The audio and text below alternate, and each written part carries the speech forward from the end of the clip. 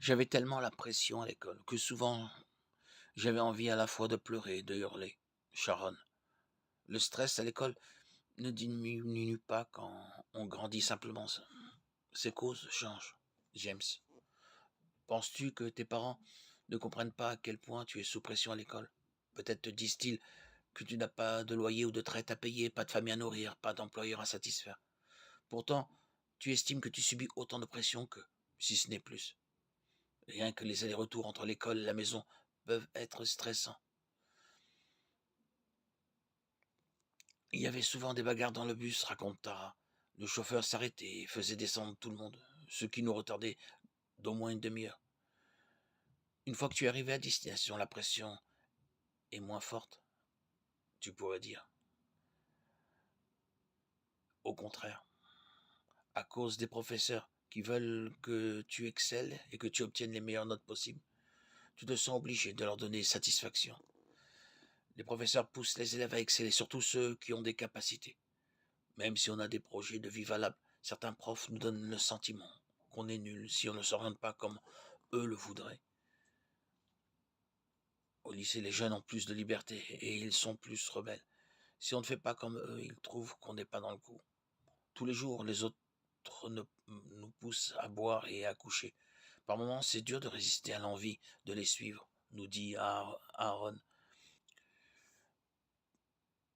Alexandra nous dit que maintenant que j'ai 12 ans, ce qui me stresse le plus, c'est la pression qu'on me met pour que j'ai un petit copain à l'école.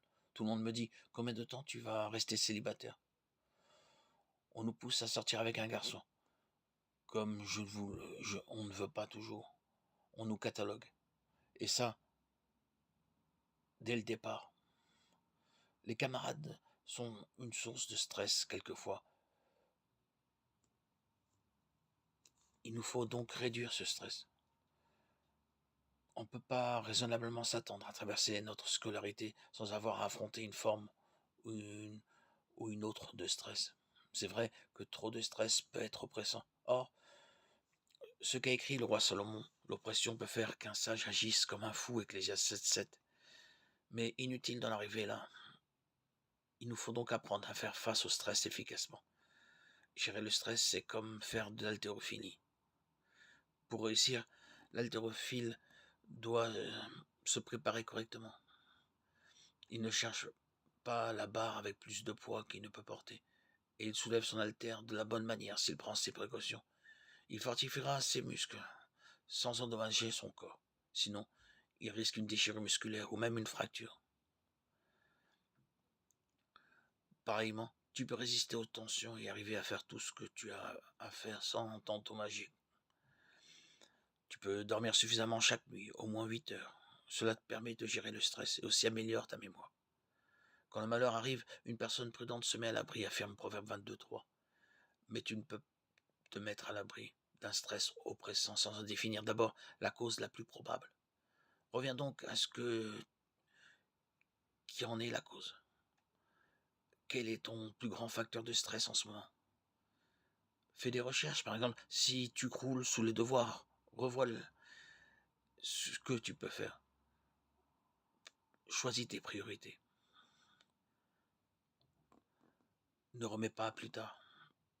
Les problèmes se règlent rarement tout seuls.